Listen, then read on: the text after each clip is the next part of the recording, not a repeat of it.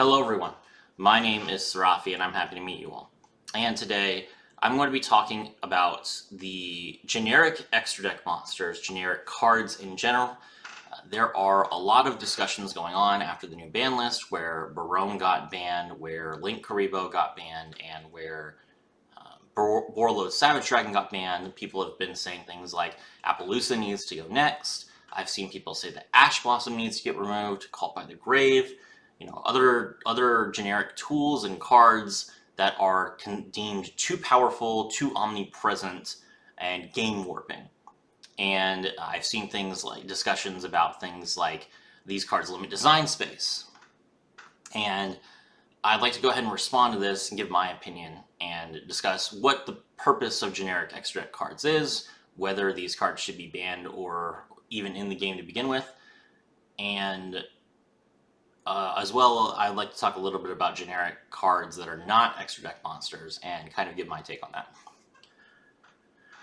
So to start with, one of the complaints that people have for generic extra deck cards is that they prevent the in-archetype cards from shining.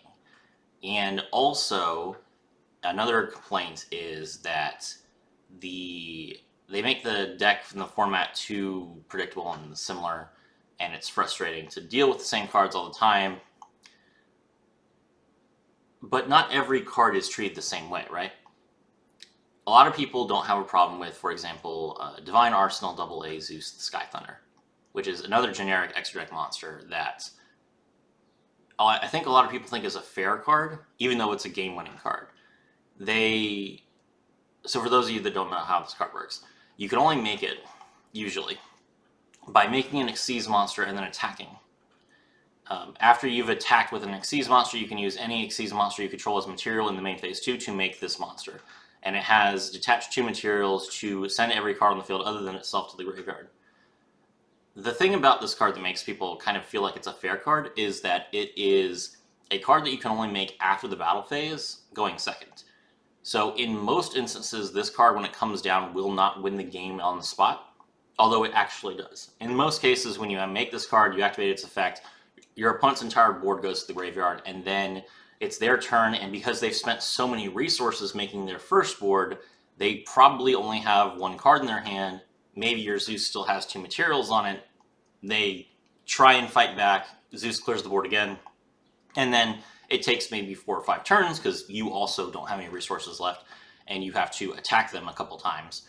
But really, the game is over when Zeus hits the board. It's just that it takes 4 more turns for it to play out. And maybe that's what people want. Maybe they want longer games. But I've seen games time out way too many times. I hear people talk about time all the time. The games being longer is not beneficial for competitive play.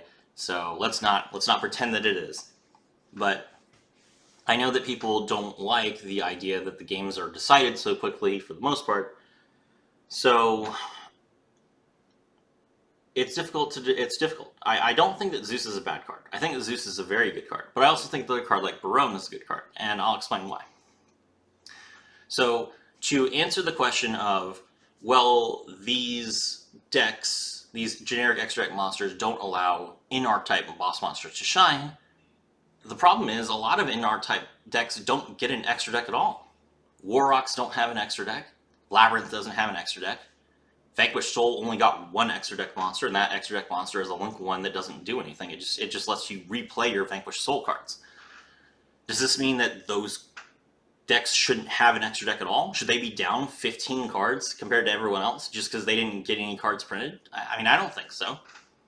It's not like Labrynth is going to make Barone, but they do play cards like Muckraker of the Underworld. And Muckraker of the Underworld is a disgusting card. It's basically just a monster reborn that you can access from your extra deck. Now, I don't think that Labrynth should not have Muckraker, but, I mean, is Muckraker any more balanced than a card like Barone? Barone is basically just, a solemn judgment, or, whatever the generic, pick a generic omni negate. I know that solemn judgment isn't an omni negate, but it's a Salamangreat Roar. Or, an extra deck, a generic card. It is a generic omni negate, and there are those as trap cards. And then Muckraker is basically Monster Reborn. So It's not a quick effect, and I think part of the reason that people get so frustrated with the generic extra deck cards is because they are quick effects, but that's the purpose of them. But it's still a powerful impacting card, and I'm sure that, you know, Labrynth appreciates having the ability to choose which monsters they have on the field. Linking 2 monsters off to recover any monster from their graveyard is a benefit to them, and, you know, that's why I see a lot of Labrynth lists that play 3 Muckrackers. But Warrocks, for example, you know, you could say that you should buff old decks. You can print new cards for old decks, but Warrocks don't have any sort of tuner monsters. They don't have any level synergy. There are a few level 4s, but for the most part, it's, you know, 5, 7. You know, they don't have any sort of a cohesive binding factor other than the fact that they're warriors that you could really attack, unless you wanted to print just a bunch of link monsters for them. But that wouldn't even work because they special summon their monsters during the battle phase. So there's not really a situation that you could print extra deck monsters that would allow Warrocks to kind of summon them. The deck is not very good at accessing the extra deck, but it is capable of accessing the extra deck if they give enough time. So, you know, that doesn't mean that Warrocks should not be able to access a card like S39 Utopia the Lightning just because it's not their card. You know, I think that it's beneficial to bad decks to have access to generic cards because they don't get their own cards. And I don't expect Konami to go back and print cards for every single archetype. They have done a good job of updating plenty of archetypes, but the updates that they've printed have not necessarily been beneficial to the deck in a way that would allow it to stand on its own. And that's kind of an issue, but I mean, they have a limited number of cards they can print every year. And is it really going to be beneficial to anyone if now all of a sudden we have to go out and buy, you know, every single card that comes out just because we want to play, you know, the best deck of our choice, right? Barone got printed, you know, 3 years ago, and in that time, everyone who wanted to play was able to buy a copy of Barone, and they could reasonably expect that it would be a valuable investment because it was good in a lot of decks. And that's another benefit of a generic card, is that it means that you don't have to buy as many cards. If you have a card that can be played in multiple decks, then that benefits you to spend the money on it. If I bought a card that was $200, but I could only play it in that archetype's deck, and then I wanted to build another deck, I'd have to buy that boss monster for another $200. So that makes the game more expensive. And the game is already really expensive. Do we really want to make the game more expensive for people? Probably not. Okay, so for the generic negate aspect, there are ways to interact with your opponent's board that do not negate cards. You could play cards that allow you to destroy cards. You can play cards that allow you to bounce and evade cards. You know, Vanquish Soul is pretty good at interacting with the opponent because they are able to basically dodge every form of removal, which is a valuable tool going first. But the problem is that generic removal exists. So as long as people are able to play cards like Lightning Storm and Raigeki and Evenly Matched, you will still need to have access to negates, especially spell and trap negates. But the problem is if you just play a spell and trap negate like Void Ogre Dragon, and your opponent just doesn't play any spells and traps, then you have a dead card on your board. And maybe that's healthy for the game. Maybe it's like, okay, well, then you played around it, right? You made a spell and trap negate to play around a card that your opponent might have. Your opponent didn't have it, and so you wasted your turn. Or you could say, you know, my opponent did have the Lightning Storm, but they chose not to play it because they saw the Void Ogre and they did something else. And I lost because I played around the Lightning Storm, but I didn't play around this card. Well, yeah, I mean, that's true, but that's the problem, right? That gives the going second player an inherent advantage because then you have to basically kind of guess what your opponent's going to do, and assuming that they have something else that they can do, you have essentially done nothing. A Void Ogre that, when your opponent plays no spells and traps, doesn't help you. You know, Crystal Wing Synchro Dragon, when your opponent just Dark Holes it, doesn't help you. And it's not like the Crystal Wing prevented your opponent from normal summoning a monster that had a powerful effect, because the Dark Hole doesn't stop them from playing a card like Tearlament's Rhino Heart afterwards. And in the same way, Void Ogre preventing reinforcement in the army doesn't help you if your opponent is able to, without playing Reinforcement in the Army, link summon into Azalea, send it to the graveyard, and then they can Reinforcement in the Army afterwards. So Omni Negates allow you to make sure that you are able to at least disrupt your opponent somewhat. Your opponent still has the advantage because they are able to enter the battle phase when you weren't. And they have more cards in their hand. But, you know, you are able to at least stall the game out a little bit. Now, I understand that when there's multiple negates on the field at the same time, it can feel very overwhelming. But we do have cards like Dark Ruler No More to address that sort of thing. And Dark Ruler No More, I think, is a fantastic example of a card as opposed to Lightning Storm, because Dark Ruler No More, you know, Lightning Storm can be negated, and that's the benefit there. Dark Ruler No More can't be negated, but it prevents your opponent from taking any battle damage. Yes, Dark Ruler No More, you know, if you break an opponent's board, your opponent has no resources left, it's basically the same thing as Zeusing them, and you're still going to have a situation where the game drags on for a few turns, but at the very least, you know, you didn't kill them that turn, and that kind of feels better, but it's not necessarily more balanced or healthy for the game or tournaments. But that's the back and forth, right? And the back and forth does exist.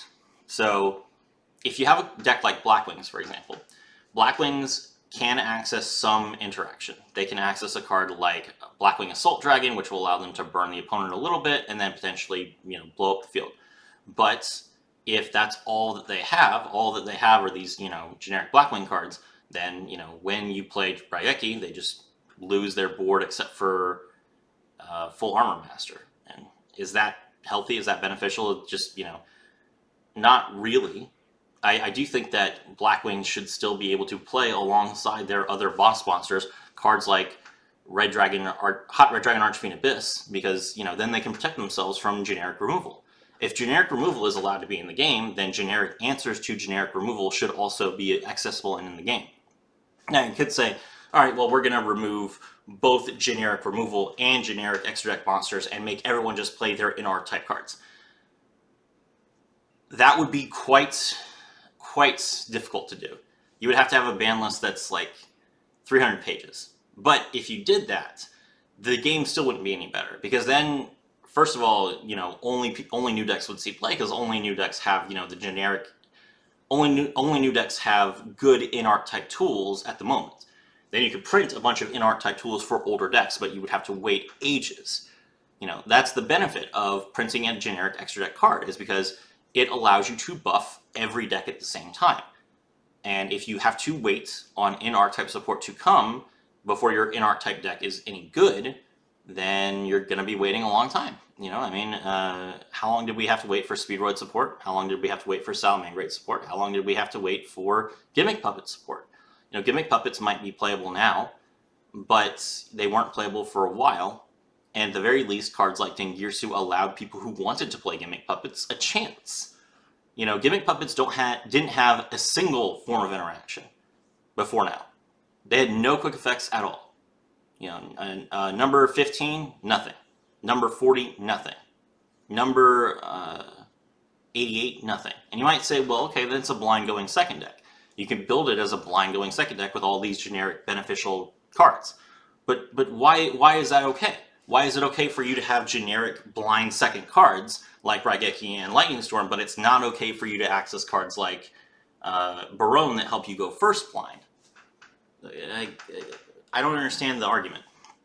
I get that people don't like to die going first, and I get that it's frustrating to have your cards negated, but it's also frustrating to have your cards removed. It's also frustrating to have your cards destroyed. And that brings me to the hand trap discussion, because hand traps are also something that people are talking about a lot. Are hand traps good for the game? Absolutely. You know, I think that it's important for you to be able to disrupt your opponent when you're going second, and when you're going first, it does mean that you can help protect your board from being broken. I do think that hand traps have a lot of widespread use, and of course cards like Ash Blossom are really, really strong. You know, they do end turns sometimes, especially cards like Nibiru, the Primal Being. But part of the issue is I feel like the game rewards you too much for overextending, and hand traps kind of rein that in. You know, people, the only reason that people hold resources back anymore is because they're worried about Nibiru, right? But holding resources back is a good thing, because it means that if your board gets broken by a card like Zeus, you could actually play the game some more. So, you know, I understand that we're kind of in this meta where you have to commit everything that you have to build the most unbreakable board going first, and you have to commit everything you have to win the game as fast as possible going second. But if we have these cards that, you know, stall our opponent out, that prevent them from making things, and then leave 3 cards in their hand, then the pressure's on us to actually win the game. And if we don't, you know, because maybe our opponent also had a hand trap, then there's actually some back and forth. So without hand traps, there's no back and forth at all, really. And the limited amount of back and forth, the limited amount of stalled out games that we have is due to hand traps. So I don't think there's a better way to handle that. And take it from a Duel Links player, right?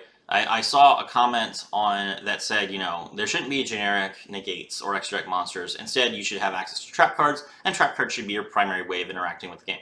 That doesn't fix your problem.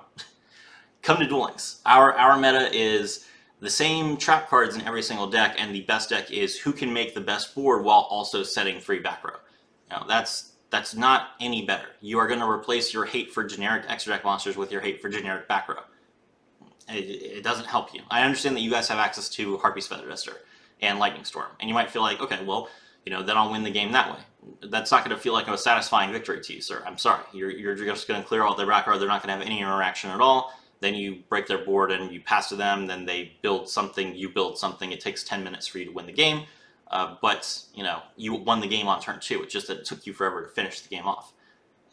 Again, it's not a fun back and forth when both players are out of cards. I will say that. I don't think that the game is benefited by artificially extending the time because, you know, you won the game but you didn't kill your opponent. I definitely think that's, and that's my argument against, you know, a card like Access Code being banned. I don't think that breaking a board when you have no cards left is beneficial. I don't think breaking a board and passing when you have no cards left on either side is beneficial. It's a slug out that doesn't need to happen, you know. So a card like Access Code being generically accessible as a game ender is very, very beneficial. It allows you to just win the game. It has a slight benefit for Cyberse decks in particular, because Cyberse decks have Update Chamber and no other deck does, but that's just, you know, that's just how the game should play out. I do think that Yu-Gi-Oh! At this point is a game that is decided on turn 1 or turn 2, and that's fine. It should be that way. Trying to fight that is not going to work. We have too much of the game already built instead. If you don't like it, you can play a different game. I'm sorry, that's just the straight up mess of it. You shouldn't try and change the way that the game is just because you have nostalgia for the way the game was. We have the game now. Banning a bunch of cards and trying to do a reset isn't going to function. You could just create your own format. You know, just play Goat, play Edison. Those decks, those formats exist for this reason. They allow people who have nostalgia to play those sorts of formats with whatever deck they like at a lower power. But you would need to radically alter this game. And I understand that other games have set rotations for this reason, but we are not the primary audience. You know, the TCG is like a completely separate redhead stepchild of the OCG. Cards are designed for the OCG. And us having a different ban list negatively impacts us. Because, you know, when a card comes out that's designed to support the OCG meta, we just don't get it. It's not good for us. So there's already too much of a divide between the OCG and the TCG, and completely banning out every card in the TCG is just going to make things worse. So that's my take on it. My name is Sarafi, and I was thrilled to have all of you with me.